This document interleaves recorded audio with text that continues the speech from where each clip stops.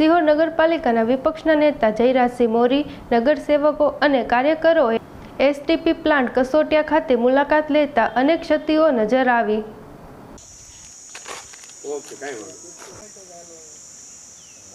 મને એમ કે તમારી વાહે હાલે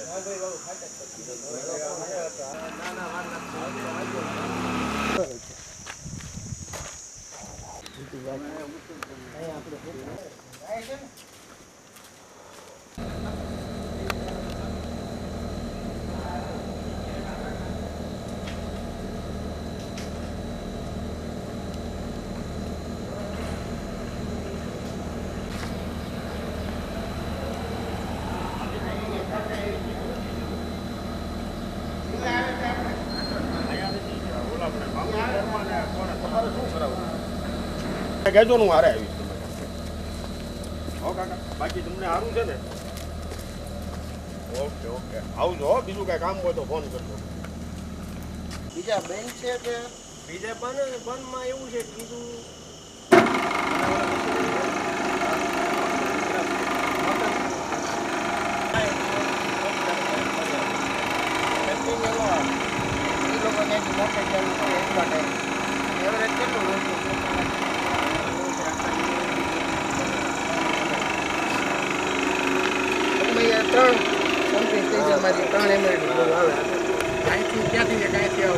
એક નવા ગામ, પછી એક ખાખરી ગરમામાં ગોવિંદભાઈ વાડીમાં એ તો બંધ છે ને? બંધ છે હો, પણ મારી ભાઈ એટલે ઓટો સ્ક્રીન છે, આમાં કચરો જે કંઈ હોય પ્લાસ્ટિક કે ઘન પદાર્થ ઓલા પટ્ટામાંથી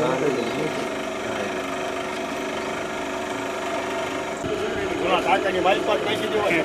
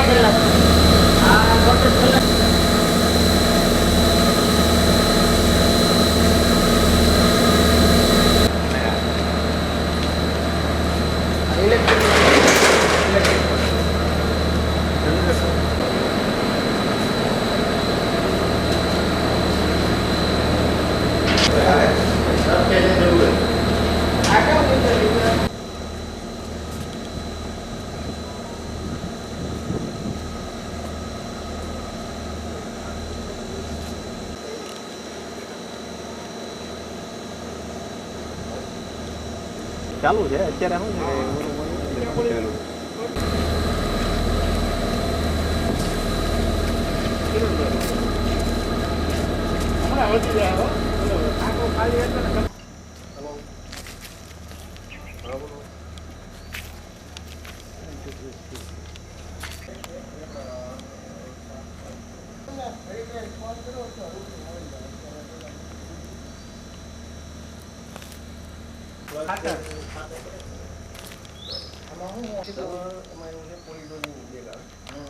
પોલી ડોઝિંગ પાણી સાથે મિક્સ કરી દો. બધા સ્પીડ પંપ ચાલુ કરી દો.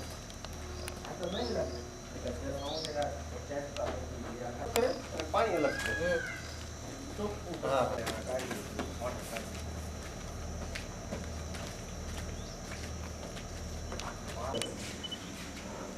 આવે કે છે હા નીચે સ્પીડ ખોલ્યો કે રીલ સર્વિસ આવે ઓલું ચાલુ છે હા ભાઈ 2 મિનિટ બેક આને તો બેક કોઈ પોલિટિક છે એ 1000 લિટર 1 કિલો નાખવામાં હા હા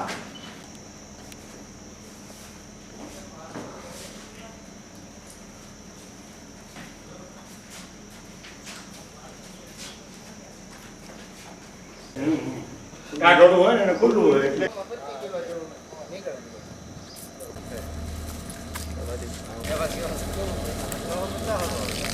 થોડું મીઠું છે થોડીક નાખ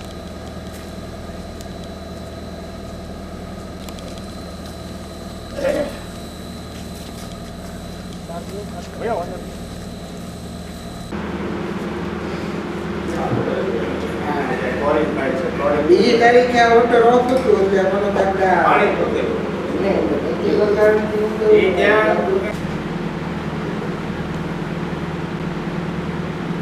આ 3.5 ઓમેન આવે છે ને 3.5 એમાં જે આપેલું પણ તે beauty electro beauty unit wise beauty yes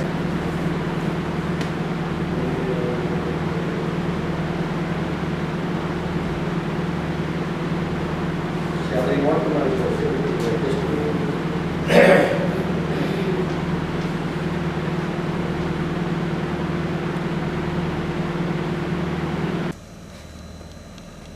સિહોરમાં હાલમાં તે નવી ગટર લાઈન જે નાખવામાં આવી રહી છે અને જેનો વિવિધ મુદ્દાઓને લઈને જે અમે વિરોધ દર્શાવી રહ્યા છીએ ત્યારે જે એમાં જે ડીપીઆર એનો જે બનાવેલો અને એમાં જે જૂનો આપણી ગટર લાઈનનું જે કામ થયેલું જે વાસ્તવિક ચોપડા ઉપર થયું હતું પણ સ્થળ ઉપર નહોતું થયું પણ એ કામને પણ નવા ડીપીઆરમાં એ થઈ ગયેલા કામ તરીકે દર્શાવીને અને આ પ્રોજેક્ટ અત્યારે રજૂ કરવામાં આવી રહ્યો છે અને જેના આધારે કામ જે કરવાનું છે અને જેનો અમે વિરોધ કરી રહ્યા છીએ એ અનુસંધાને જે આપણો સુએજ ટ્રીટમેન્ટ પ્લાન્ટ એસટીપી એની આજે અમે સૌ કોંગ્રેસના નગરસેવકો કાર્યકર્તાઓ આજે મુલાકાત લીધી છે અને એને કેટલું કાર્યક્ષમ છે શું એની પરિસ્થિતિ છે એનો અમે વિગતો અને અહેવાલ લીધો છે અને જે અમે અહીંયા જોયું છે કે જે આપણા જૂના ગટર પ્રોજેક્ટમાં જે પંપ હતા જે જૂના પંપ હતા એમાંથી માત્ર અત્યારે 3 પંપમાંથી તે